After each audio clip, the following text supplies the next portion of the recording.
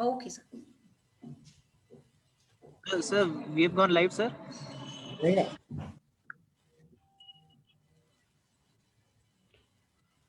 Good evening, everyone, and we are here with one more episode of Researchers Week, organized, hosted, and coordinated by the Haryana chapter of AIOTA. And along with me today, we have Dr. Preeti Vashist, founder of Health Alliance. And Health Alliance has three centers around Ghaziabad. And Dr. Preeti is now at the moment a scholar of PhD in occupational therapy. And her topic today is definitely something which would be very interesting, very out of the box, and very intriguing, as we all know how tricky intelligence is when it comes to children with autism. So, without much delay, we welcome you again, Dr. Preeti Vashist, on this platform, and we hope to have a wonderful session with you. Over to you, Dr. Preeti. Thank you so much, sir. Hi, good afternoon, all. I hope we'll have an interactive session with everyone. Sir, should I share the screen now? Yes, please. Go ahead. I'll confirm.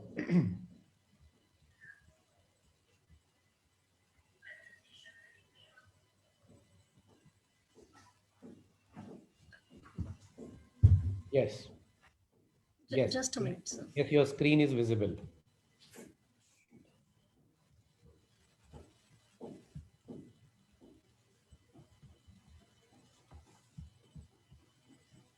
I think it's visible to you, sir.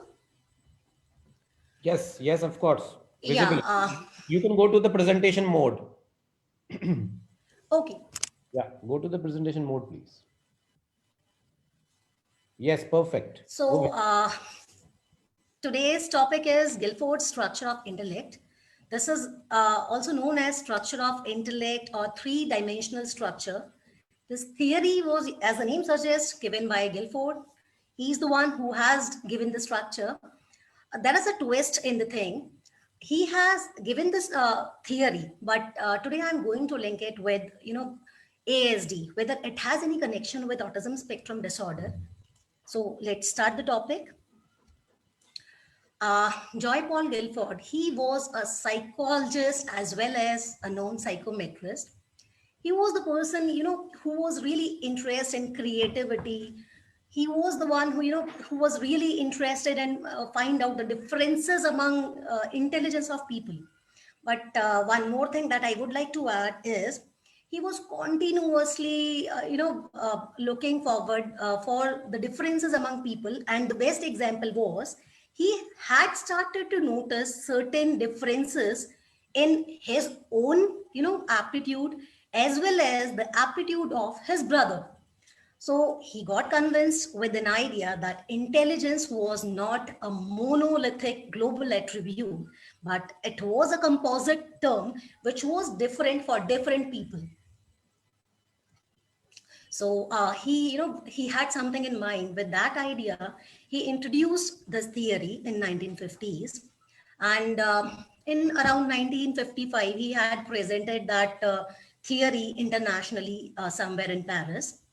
So he used this model to suggest where new abilities might be discovered. So, we all know that periodic table had certain spaces left in between for the further advancement for the elements to be put into it. Likewise, Guilford done the same. He had made a model and left few spaces for others to contribute into it. And now, after so many years, Guilford model is filled, and now it has total 180 subtypes, we can say sub contents. So as per him, the number of possibilities or possible abilities which are being represented by the model has increased over years. The latest version, as I already stated, it has 180 elements in it. As the model suggests, it was having some flaws. He himself accepted that it was having some flaws, it might have some flaws, with time, it might be filled. So he left those gap, and that was the main reason education could be improved further. That was his main reason behind leaving those gaps. So he was really interested in improving the quality of education. That's why he had started to work on it. So let's start with the model. According to Guilford, he stated that intelligence is a sum total of the three components, and for these components we can use a mnemonic which is called COP. That is, it consists of contents, operations, and products. So this is the actual model, which is three-dimensional. According to him, contents are having, five subdimensions or five subtypes. Products are having six subtypes, and again, operations are again having five subtypes. But the thing is, with time, contents gradually improved, and I mean another dimension was added to it, and finally, till now, contents have six components in it, products have again six components, and operations have five components in it. So in totality, as per the structure, if we would multiply length, breadth, and height of this model, we would get 180 subtypes. This is what he wanted to state. So as our today's topic is intelligence, as we all know, intelligence is nothing but it's an ability to think rationally, to learn from our experiences, any experience, to solve problems, and to adapt to new situation according to it. And as we know that every person has different potential, every person has capacity to think rationally differently, and their learning style is also different. So to adapt to a new situation for everyone, it becomes really very different for everyone. So most of the psychologists, they do believe that there is a construct which is known as general intelligence. And this general intelligence is the term, or is the one thing that accounts for overall difference in intelligence among people. So if we say that every person's intelligence is not the same, every person carries the different level of different, IQ level of intelligence, that is just because of that general intelligence term. Now comes the factor of intelligence. Factor of intelligence can be further subdivided into knowledge, quantitative reasoning, visual spatial processing. Next is working memory and fluid reasoning. So these all are the components of intelligence. So as we know that quantitative reasoning is, a developed ability to, analyze information quantitatively to determine which skill or performance or procedure can be applied to it. That just, in order to solve a problem or a solution, or in arriving as a solution. For example, we do have a question paper in front of us. So our first thing would be, we'll have to, read the instructions carefully. After reading the instruction, what we'll have to do is, we'll have to, read the problem and determine which calculative aspect we'll have to put into it. And then whether this calculative aspect or this formula is really applicable or on this or not, we'll have to analyze that, then solve the problem, and then checking the answer, whether we had, whatsoever solutions we have been conducted is correct or not. We just check our answer in order to look for that. So that is the main gist of quantitative reasoning in terms of education. In terms of daily living, we can give another example. Like, suppose I'll have to climb at a height of around 6 feet, which I'm not capable of. So I'll have to, calculate quantitatively. Okay, I'll have to climb up to 6 feet. So in order to climb up there, I'll have to bring a ladder or another thing. So the next thing would be, after analyzing, I brought a stool and then I climbed over it. After, standing over it, I thought, no, this is not the correct height. Again, I reached for another stool. So that is what I mean by that analyzing. So that is what we do in our calculative aspect, in mathematical calculation. That is the same. I mean, we are quantifying which thing will really help us in solving that problem. The next aspect of intelligence is visual spatial processing. So it's an ability to perceive, analyze, and understand visual information in our surroundings. So being occupational therapist, most of, in fact, I would say all of us, we are using one of this skill in our daily settings. We have seen kids facing difficulties in visual spatial processing while putting the pegs, while placing their feet over the floor, while jumping. They do face difficulty up to what height will have to jump. They do face difficulty while write the correct spelling. Also, many people, those, I mean, who do not reach to seek occupational therapy intervention, they also face the same issues if they do have visual spatial issues in terms of reading maps. Most of the people, they feel difficulty while driving cars. That is due to visual spatial differences. Next aspect of intelligence is working memory. This aspect is very important for reasoning and guidance of decision making. For example, if we have visited a new place and we ask someone about that address, while holding a person's address in mind, will have to reach that place, keeping the map in our mind, and then go over there. That instruction following, that mapping of the thing while listening to the instruction and getting to the same place, that is an example of working memory. So this is another aspect of, again, that model, 3D model.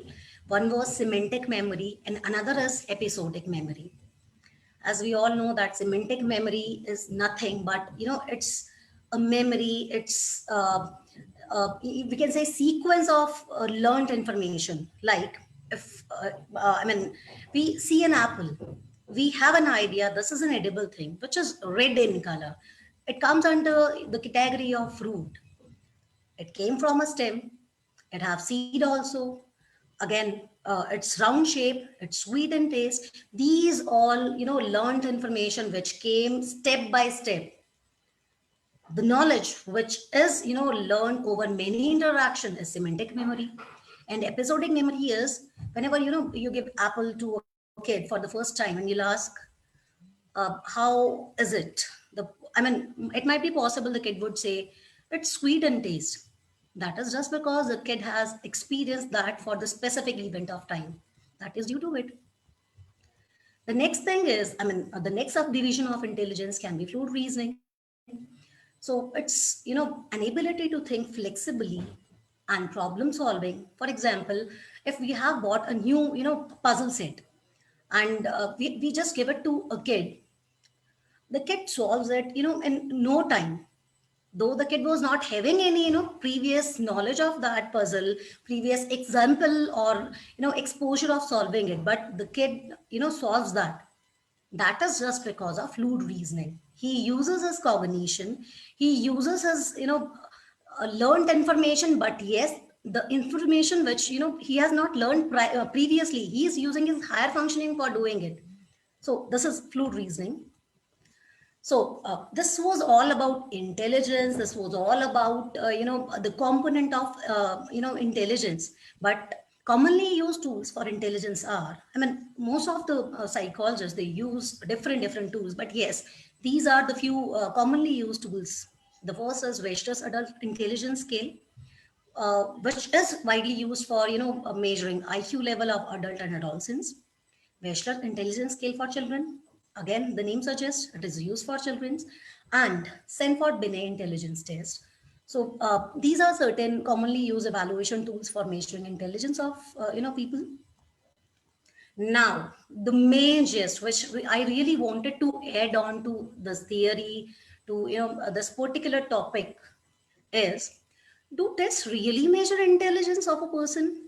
Or many a times we have seen that psychologists, they do conduct a test the kids, get their result out of it. I mean, the score that we see to it. But many a times we feel that no, there might be some discrepancy with the scores at the, kid, overperforms whenever they come to take sessions.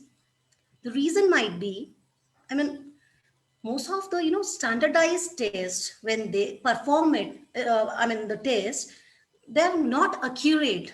There might be some reason behind it, and on the basis of that test we cannot quantify the quality of students education, or even the intellectual capacity of that kid.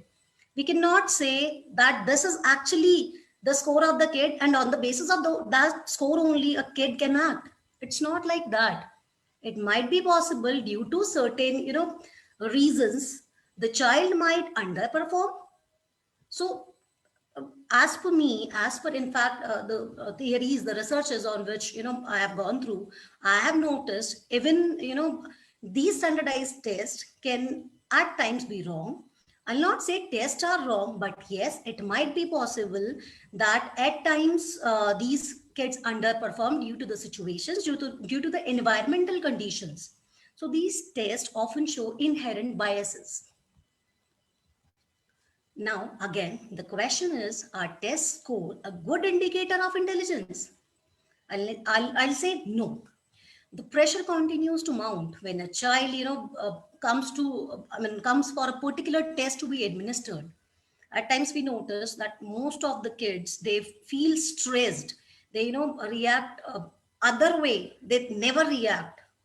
So that might be one of the reason, under being into significant amount of stress, their brain doesn't function normally. Their brain doesn't function the way they act actually.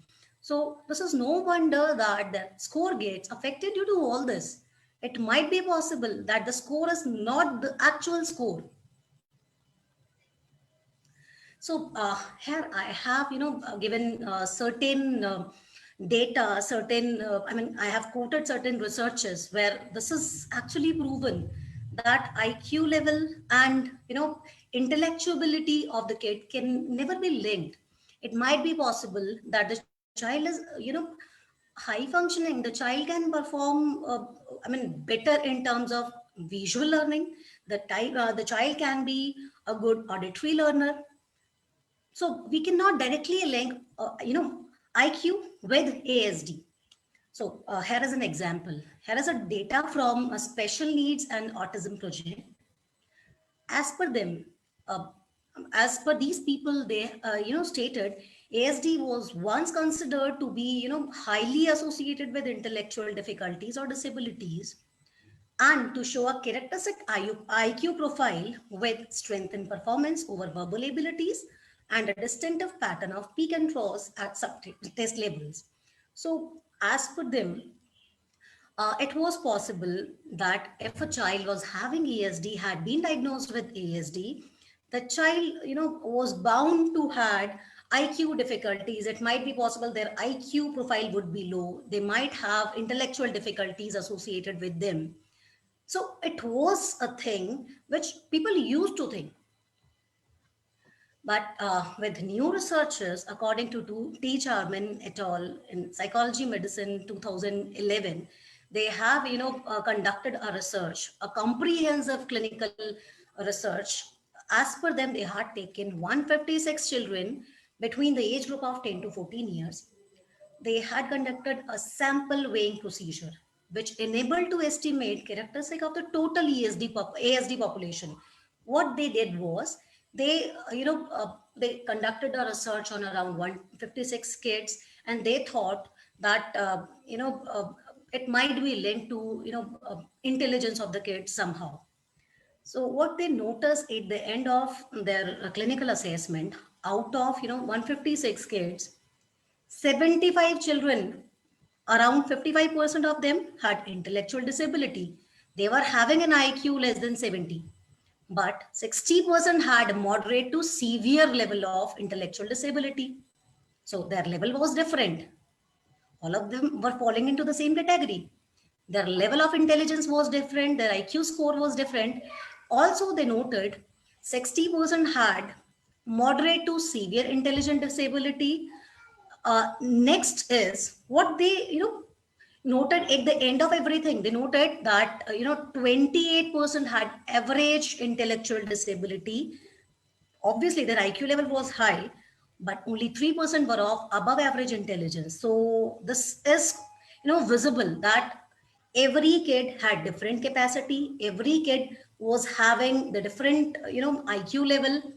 Also, there are kids, those who had score average and more than above average intelligence level score.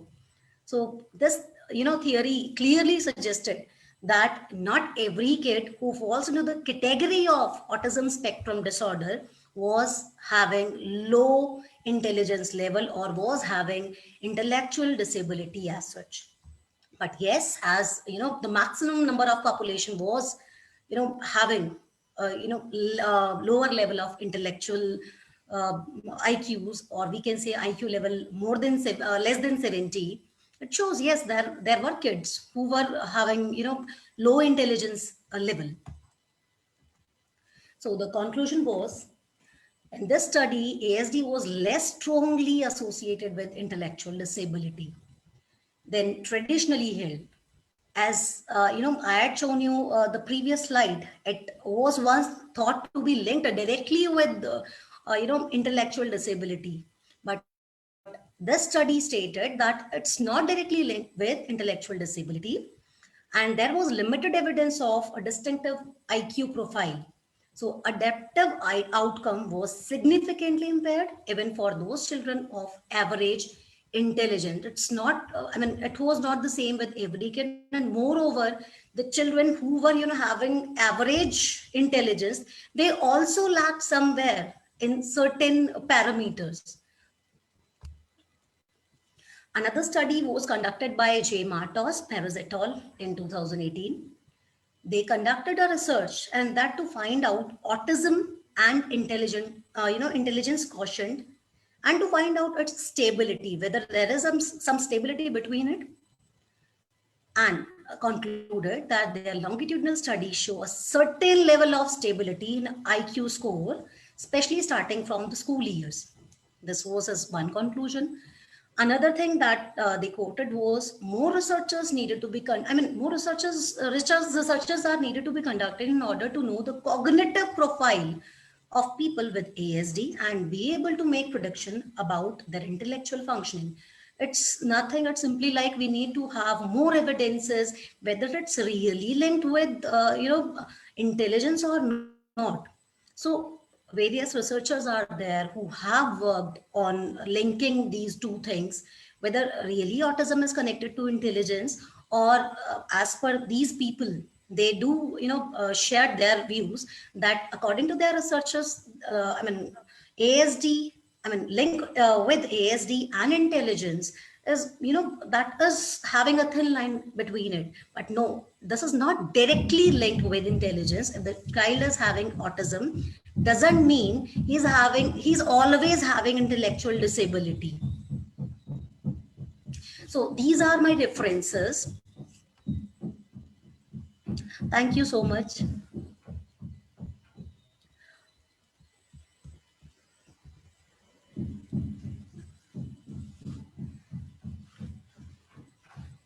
So thank you, ma'am. Thank you so much for your presentation. It was a really good presentation from your end, and we really liked it. So let's wait for some question answers. If anybody has any questions, so you can just simply ask your question in the comment box, and we can uh, provide the answer for that.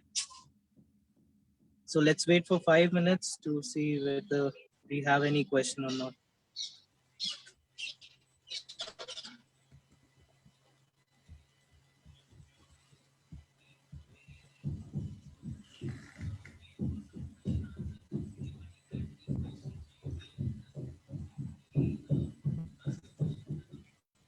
Yeah, thank you so much, Pulkit.